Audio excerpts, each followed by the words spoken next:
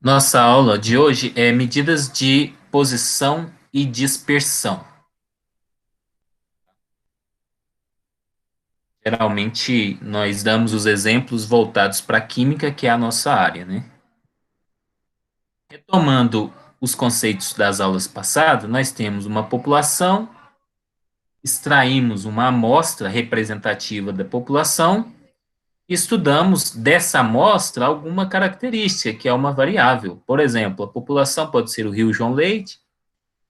Retiramos alíquotas, que são as amostras, em diferentes locais e estudamos, por exemplo, pH, concentração de sódio, DBO, DQO, que são as variáveis.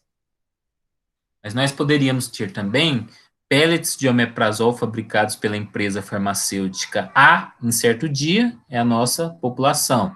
Retiramos algumas caixas para estudar amostras, estudar o que? Teor, umidade, substâncias relacionadas, que são as variáveis. Então, nós vamos estudar, mas o que nós vamos obter? Algumas medidas são interessantes para descrever a população estatisticamente, por isso são incluídas na estatística descritiva. Tá? Então, nossa primeira parte do curso é a estatística descritiva, essa que nós estamos, e nós estudamos medidas de posição e medidas de dispersão, tá? Então, nós vamos estudar lá os pellets do omeprazol, vamos descrever o teor, que é a variável, em termos de medidas de posição e de dispersão. Nós vamos explicar melhor agora o que é cada uma dessas medidas. As de posição, elas indicam um valor associado a essa variável. Pode ser média, mediana ou moda. A média, todos já estão bem familiarizados, né? Que é simplesmente a gente somar todos os valores das amostras e dividir pelo número de amostras, tá? Mesmo o esquema que a gente está acostumado lá desde o ensino fundamental, né? Que a gente pega as notas, né? Dos 4 bimestres, soma elas e divide por 4 para saber a média final, tá? Então é isso, a média. Um exemplo, uma amostra de 5 barras de aço foi retirada da linha de produção e seus comprimentos foram medidos. Os valores foram 4,5, 4,6, 4,5, 4,4 e 4,5. Qual é a média? Então, a gente soma os 5 valores aí, né? E divide por 5, deu essa média de 4,5. Então, isso é a média, todo mundo já sabe, né? Agora, a mediana. Calcular a mediana, devemos, em primeiro lugar, ordenar os dados do menor para o maior valor. Se o número de observações for ímpar, a mediana será a observação central. Se o número de observações for par, a mediana será a média aritmética das duas observações centrais. Tá? Então, se a gente tem lá 5 amostras, coloca elas em ordem crescente, a amostra central, a terceira, é a mediana. Agora, se são 10 amostras, não tem amostra central, né? É a 5 e a 6 que são as centrais. Então, a mediana é a média dessas duas. Ah, aqui, por exemplo, ó, consideremos os seguintes dados correspondentes aos comprimentos de 8 rolos de fios de aço. 65, 72, 70, 72, 60, 67, 69, 68. Então, primeira coisa, para encontrar a mediana, ordenar do menor para o maior. Pode ser do maior para o menor, professor? Pode, né? Mas não tem muita necessidade, né? Porque o valor central tanto faz, né? Se é do menor para o maior ou do maior para o menor, é a mesma coisa, tá? Então vamos seguir o bom senso, né? E fazer do menor para o maior. Amostras, então não temos o valor central, né? A quarta e a quinta é que são centrais, a gente faz a média das duas, tá? E obtém a mediana. E nesse caso aí foi 68,5.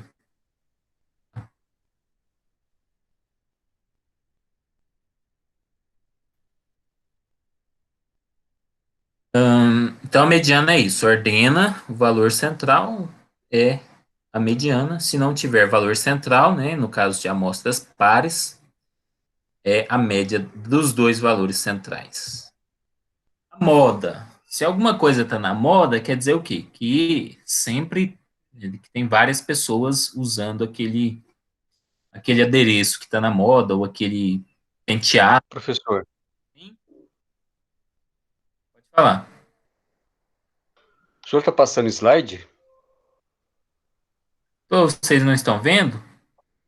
Não, eu não estou vendo sua imagem. Hum, que meleca. Deixa eu ver aqui então. Ninguém tá vendo?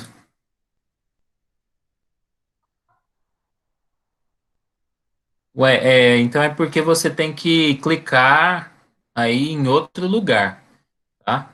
Eu vou sair e entrar de novo. Você tem que clicar aonde está a apresentação, é porque você deve ter clicado na minha imagem, tá? Então vamos continuando aqui, né?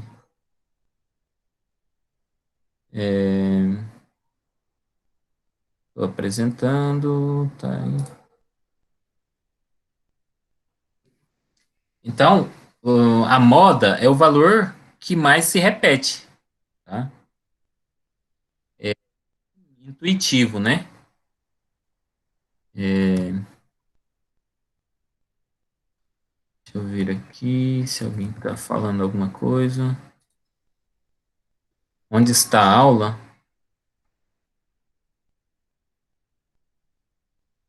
Hum,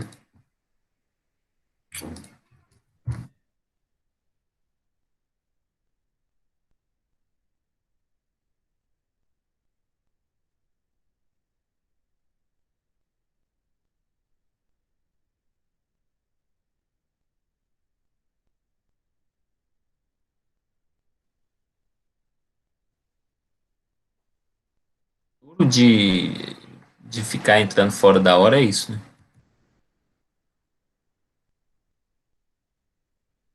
Aí, tá. Então a moda é esse valor que mais se repete. Se tiver que se repetem muito, se houver dois valores que mais se repetem, então o conjunto tem duas modas, tá? Se os números todos estiverem listados apenas uma vez, então o conjunto não tem moda. E, por exemplo, alturas de jogadores de futebol de um time. Qual é a moda? É o valor que mais se repete. Aqui, pelo jeito, é 166, né? E tem um, dois, três jogadores com essa altura, tá? Então, essa é a moda, tá? O que é que a média indica num conjunto de dados? Vou responder utilizando esse exemplo. Média de vitamina C em alimentos. Em acerola, a média é 941 miligramas de vitamina C para cada 100 gramas de acerola crua. Se for polpa, aí cai para 623. Aí em outra fruta, no caju, é 219. No pimentão amarelo é 201. Tá? E aí vai caindo aí em outras frutas, né? Mexerica é 112, couve 96 e creme de milho em pó tem 96,3 miligramas de vitamina C para cada 100 gramas de amostra. O que é que isso indica? Se eu vejo aqui, ó, que caju tem 119 e mexerica tem 112, será que existem mexericas que têm mais vitamina C do que caju? Pode, né?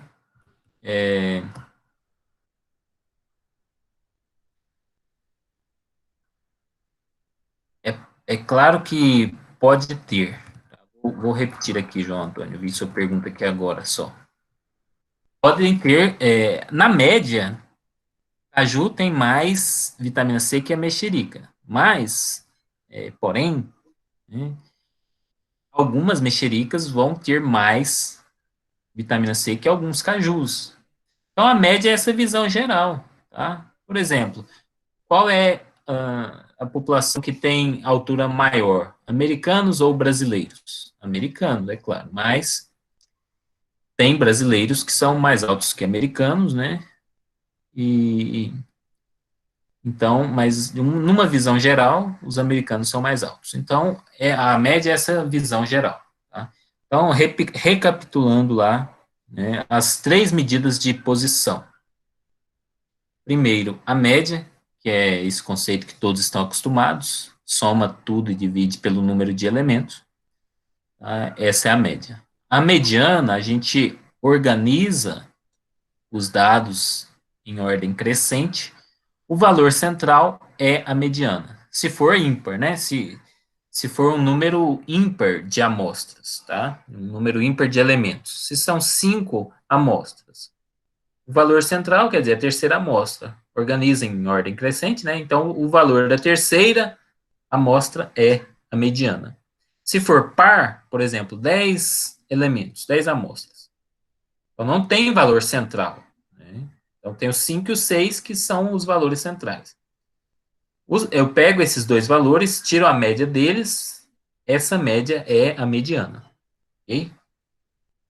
E a moda é o valor que mais se repete. Algumas populações têm mais de uma moda, e algumas populações não têm moda quando nenhum se repete, tá? Vamos ver aqui um exemplo de utilização. O teor de omeprazol em um determinado comprimido deve ser próximo de 10%. Falando de omeprazol demais, né? Porque eu trabalhava na indústria e tinha aqueles lotes e lotes de omeprazol que tinha que analisar, e aí eu fiquei traumatizado. O teor de omeprazol em determinado comprimido deve ser próximo a 10%. Os valores medidos por um analista foram 7,5, 9, 10, 11 e 12,5%. Então, a média ficou em quanto? A gente somar tudo aí e dividir por 5, vai dar 10%. Então, a especificação é que tem que estar próximo de 10, né? Aí tem os valores foram 7,5, 9, 10, 11 e 12,5. A média deu 10. Mas pode-se confiar neste produto? Imagina que a gente tome e seja justamente o 7,5 ou o 12,5, né? Então, a média deu 10, mas de uma forma geral ele não tá parecendo confiável. Podemos ter um problema aí. A média é uma medida de posição que mostra que, no geral, tá bom. Mas se a gente olhar os dados de um por um, a gente vai ver que tem problemas, né? Igual o pessoal sempre compara. Tem dois sanduíches para janta. Aí tá lá eu e o João Antônio. Eu comi os dois sanduíches e o João Antônio não comeu nenhum. Na média, tá um sanduíche por Eu acho que pessoa. vai ser o contrário.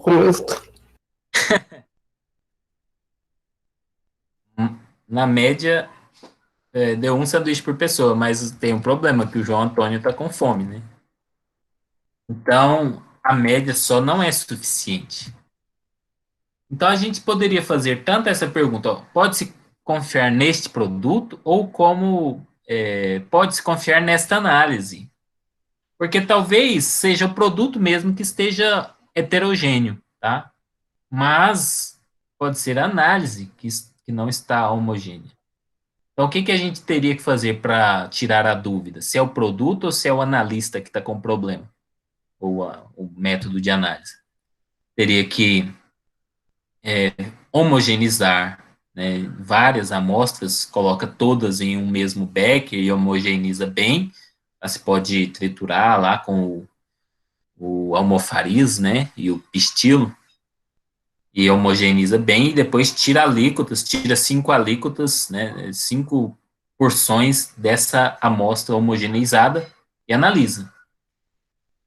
Se os resultados estiverem, esses resultados ficarem homogêneos, indica que antes o problema era as amostras, né? Porque quando eu repeti com a amostra homogênea, o resultado ficou preciso. Agora, se eu pego essa amostra bem homogeneizada e faço análise, e cada análise dá um resultado diferente, muito diferente, né? Então, o problema é com o método. Tá? O método que foi empregado que não está preciso. Mas vejam que a média é insuficiente para nos indicar esse problema. É como, às vezes, a gente vê aí para fazer avaliação de renda nacional, né? A renda brasileira renda média sei lá, R$ 2.000 por pessoa. Tá? Mas isso não é suficiente, a gente tem que ver também como é que se distribui essa renda em cada classe social.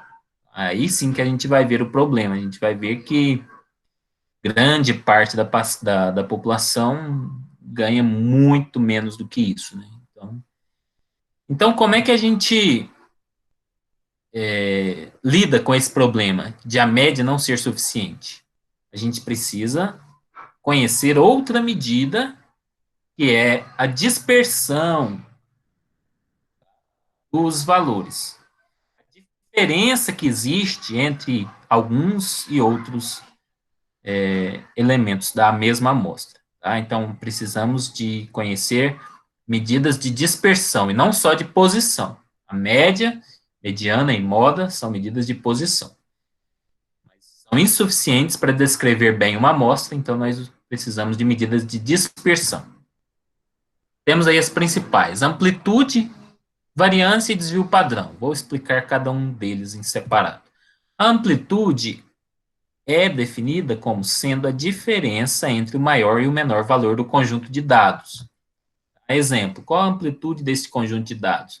12, 19, 44, 7, 38. A gente pega lá o maior, que é 44, e diminui do menor, que é 7. Então, a amplitude desse conjunto de dados é 37. Se eu fizesse só a média aqui, eu não ia saber nada sobre o quanto essa amostra é heterogênea. Suponha que isso daí seja idade de pessoas. Aí, se eu falasse a média da idade das pessoas é 20, mas se eu falo assim, ó, a média é 20, mas a amplitude é 37, aí sim a gente ia saber que tem pessoas muito jovens e pessoas já um pouco menos jovens, né? Um pouco mais velhas. Outra medida da variância, ou outra medida da dispersão é a variância. Vamos ver então a variância populacional. A variância de uma população, suponha aí a população representada por X, tá? X1, X2, X3, até Xn. De N elementos, é a medida de dispersão definida como a média do quadrado dos desvios dos elementos em relação à média populacional μ. Ou seja, a variância dada por. Tá? Para falar assim, parece meio complicado, mas não é tanto, não. É assim, ó. Pega lá, são N elementos, né? 300 amostras constituem uma população, por exemplo. Aí você tira a média desses 300 elementos, o Mi, ou X bar, né? Nesse caso aqui seria mais apropriado dizer Mi, que é a média populacional, essa letra grega aqui, que parece o U, é o Mi. Tá? E aí, a gente ia fazendo o seguinte, ó, pega cada valor, tá? Dessa amostra, cada um desses 300 valores, a gente pega um deles e diminui dessa média de todos, a média populacional. Você vai ter 300 diferenças. Eleva isso ao quadrado, essas diferenças ao quadrado, e faz o somatório dessas diferenças ao quadrado. E depois divide por n. Então, só olhando aqui na equação, o que, que a gente entende?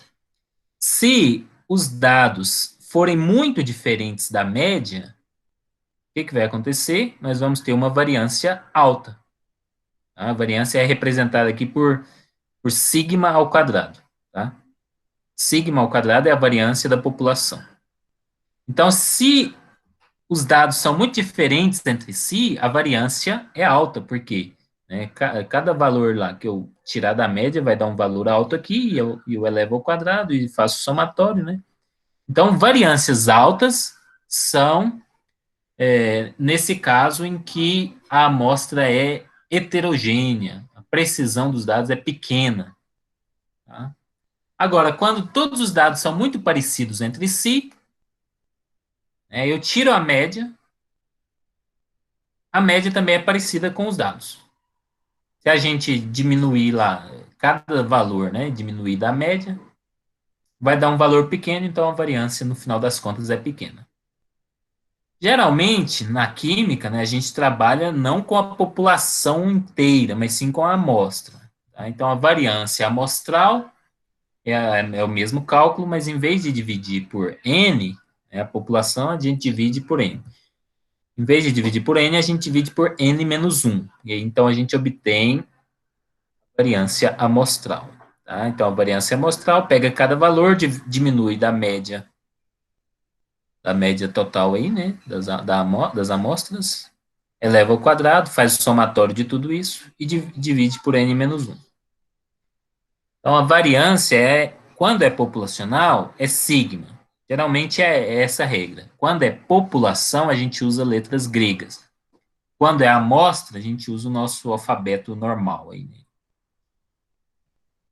Tá? Então, aqui, ó, variância amostral é o S ao quadrado. E o desvio padrão é só tirar a raiz da variância. Tá? Calcula a variância e tira a raiz, é o desvio padrão. Quando é da população, então é o sigma, né? A variância era o sigma ao quadrado. Tira a raiz, né? Corta o 2 aqui do, do expoente com o 2 da raiz aqui, né? Multiplica, na verdade, né? O 2 pelo meio, né? Que raiz quadrada é a mesma coisa que o expoente meio. 2 vezes meio dá 1, né? Então, o desvio padrão populacional é o sigma. E o amostral é o S, raiz do S quadrado, né? Corta, corta, dá o S, tá? E o desvio padrão relativo, a fórmula dele é essa, o desvio padrão dividido pela média vezes 100. Eu vou explicar na prática a importância desses valores, né? Dessas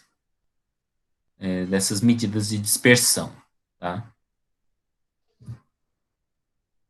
Mas aqui vamos ver então como é que calcula, né? Eu vou explicar aqui, mas não se preocupem muito, né?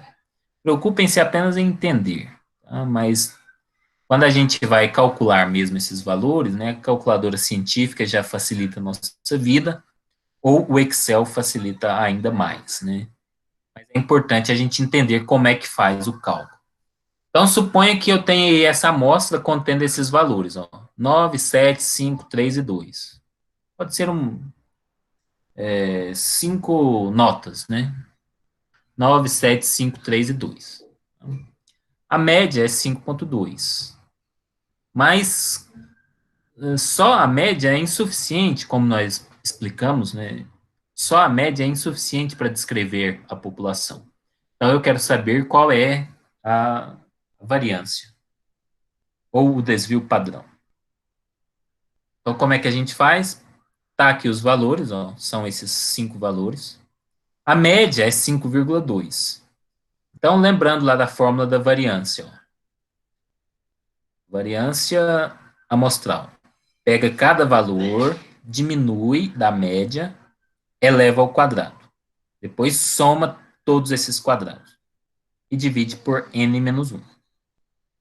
Então, vamos lá. Pega cada valor, diminui da média, deu esse valorzinho aqui de diferença. Ó. 9 menos 5,2 dá 3,8. Aí o segundo valor, 7 menos a média, menos 5,2. Dá quanto? 1,8. Terceiro valor, faz isso para todos. Aí nós temos aqui, ó, esse conjunto de valores. Tá? Por que que eleva ao quadrado? Porque senão ia dar zero a hora que eu somasse tudo aqui, né? Ó, a média é distante de todos os valores, ela é maior do que alguns e menor do que outros. Então, se eu somar essa diferença entre cada valor e a média da amostra toda, essa somatória, né, evidentemente, ia dar zero. Então, para evitar isso, a gente eleva ao quadrado, porque todo valor ao quadrado é positivo. Então, tá aí, ó, 3,8 ao quadrado, 14,44. Aí, 1,8 ao quadrado, 3,24. E assim por diante. Nós temos aí esses quadrados das diferenças, temos 5 valores aqui. E aí a gente faz o somatório, né? Lá na fórmula dizia, ó, somatório dessas diferenças ao quadrado. E depois divide por n menos 1. Tá aí o somatório, e agora dividido por n, que é 5, né? São 5 amostras, ó, 1, 2, 3, 4, 5. 5 elementos, né? Então, dividido por 5 menos 1, que é 4, dá 8,2. Essa é a variância dos dados. Tá? Qual é o desvio padrão? A raiz da variância. Raiz de 8,2 dá 2,86. E qual é o desvio padrão relativo dos dados? É o desvio padrão dividido pela média vezes 100. Desvio padrão é 2,86 dividido pela média, que é 5,2, vezes 100, que é 55%. Então, o resultado em porcentagem é 55%. O que a gente pode depreender desses resultados? Da média, se fosse nota aqui, ó, tirou nota 5,2. Então, esse aluno foi muito mediano, né,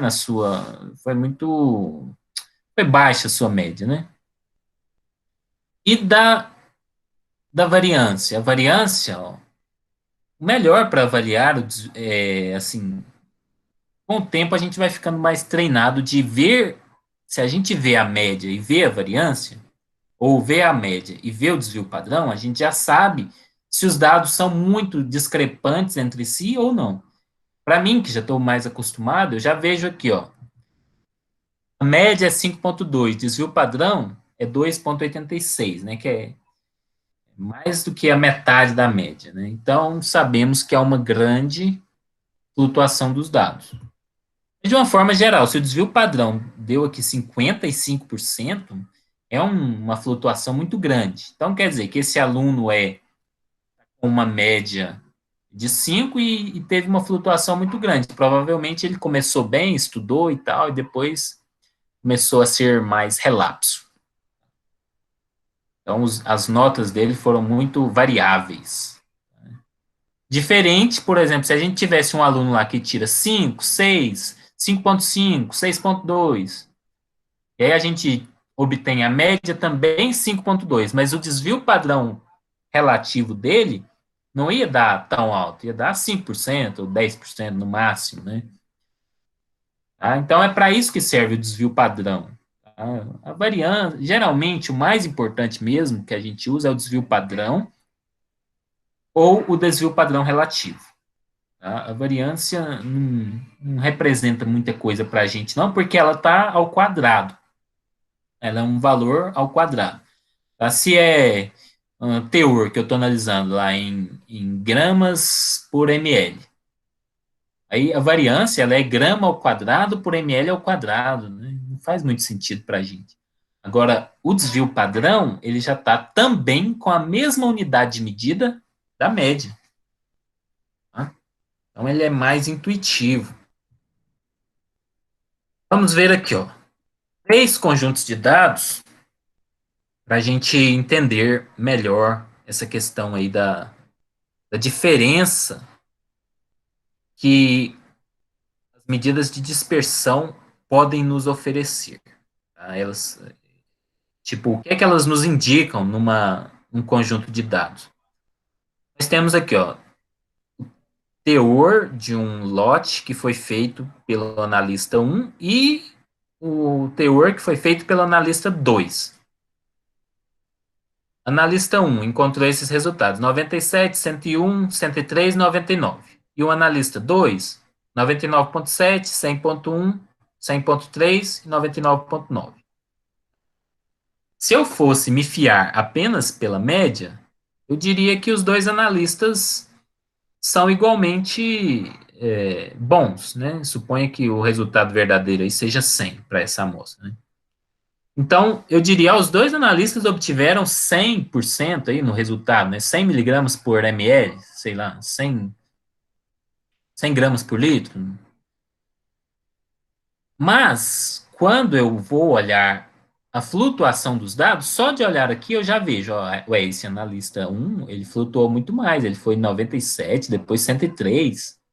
O analista 2 flutuou poucos dados, 99,7, depois 100,1, 100,3. Né? Então, embora a média seja igual, a gente já vê que os resultados do analista 2 foram mais próximos entre si, mais precisos. Tá? A exatidão dos dois foi igual. Suponha que o valor verdadeiro seja 100, né? Então, os dois foram igualmente exatos. Tá? Mas, o segundo analista, ou o segundo analista, foi muito mais preciso. O desvio padrão dele foi menor, veja a diferença. Para o analista 1, o desvio padrão foi 2,58 e para o analista 2 foi 0,26. Então, se eu tenho a média e o desvio padrão, né, geralmente as pessoas colocam lá o resultado da análise, média mais ou menos desvio padrão. No caso do primeiro, ele colocaria 100 resultado. Qual o resultado das suas análises? 100 mais ou menos 2,58. E o segundo, 100 mais ou menos 0,26. Então, quer dizer que o segundo analista, ele oferece uma precisão muito maior dos dados. Aí eu posso confiar mais nos dados. Porque o primeiro, se ele diz 100 mais ou menos 2,58, aí eu fico pensando, então será que o resultado é 98, o resultado verdadeiro? Ou é 103, 102? Tá? Agora, o segundo analista, não, ele dá uma faixa mais estreita de valores, né? Tá? Então, ele reflete no desvio padrão. O desvio padrão, quanto maior, significa que mais imprecisos são os dados, mais discrepantes são os dados entre si. E o desvio padrão relativo, ele vai na mesma linha aqui, ó. A média, como a média é a mesma, né? Então, o desvio padrão relativo aqui, nesses dois casos, também foi igualmente impactado pela flutuação dos dados. Mas agora vamos ver aqui essa terceira coluna, que é uma outra análise. Análise de impurezas dessa amostra. Impurezas dadas em ppm. Aí está aqui, a primeira amostra, 970 ppm, a segunda, 1010, terceira, 1030, quarta, 990 e quinta, 1000. Como está em ppm, né, e está valores aqui próximos de 1000, a média foi 1000 ppm, a média da análise dessa impureza foi 1000 ppm. E o desvio padrão? 25,82. Mas percebam que se eu for olhar bem esses dados, assim, o quanto esses dados são parecidos entre si. 970, 1010, 1030, 990. Percebam que é a mesma flutuação que a flutuação aqui do analista 2, aqui do teor, ó. Eu só multipliquei por 1000, tá? Então tá aqui, ó, 99,7, 100,1. Os dados entre si são... o desvio padrão deu mais alto, ó, deu 25,82, comparando com esse aqui que deu 0,26, né? Na verdade, seria 0,258, né? 82, tá? O desvio padrão, então, dá mais alto, não porque os dados sejam mais discrepantes entre si, mas simplesmente porque porque esses dados aqui têm uma magnitude mais alta. Ele está lá perto de 1.000 a média. Então, naturalmente, o desvio padrão fica mais alto. Mas se for olhar assim mesmo a discrepância entre si, é a mesma. Então, o desvio padrão relativo, ele faz esse ajuste, tá? Essa normalização.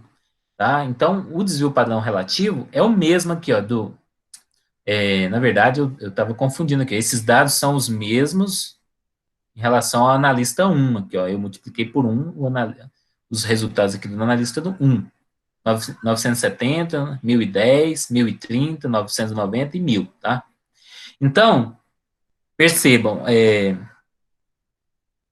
o, se for olhar bem os dados, ele tem a mesma flutuação que o analista 1. O desvio padrão relativo, quando a gente divide pela média, né, divide o desvio padrão pela média e multiplica por 100, aí ele vai mostrar isso, ó. Aqui deu 2,58 e aqui deu 2,58. Tá? Então, o desvio padrão, ele nos indica a precisão dos dados se a gente levar em conta qual é a média. Tá? Mas se não levar em conta a média, ele também não significa muita coisa. Tá? Se eu digo assim, essa amostra teve uma flutuação de 3 do desvio padrão, isso não significa nada. 3, mas a média era 100, ou a média era 1.000, ou a média era 1.000.000. Se a média é 1.000.000 e o desvio padrão é 3, então os dados são quase idênticos. Agora, se a média é 10 e o desvio padrão é 3, então a flutuação é gigante. Tá? Vamos imaginar aqui, ó, fugindo um pouco, né? Suponha que tem um conjunto de formigas cabeçudas. Aí tem as formigas, são quase todas iguais, tá? E tem um conjunto de elefantes, que são quase todos iguais também, tá? O peso deles varia muito pouco. Então, o desvio padrão relativo dos dois conjuntos de dados é parecido, por exemplo, 1% de desvio padrão relativo tanto para as formigas quanto para os elefantes. Tá? 1% de desvio padrão relativo significa que o conjunto de dados é muito homogêneo. Tá? Agora, o desvio padrão é diferente. Tá? As formigas têm um peso muito pequeno, então, na hora que a gente fizer as contas lá, vai ver que o desvio padrão dela é muito pequeno, né? Em termos de gramas. Agora, do elefante, em termos de gramas, o desvio padrão é gigante, né? Tá? Agora, é, não sei se entenderam. Tem alguma dúvida aí? Se alguém tiver dúvida, né, pode abrir o microfone aí, que eu tento esclarecer melhor.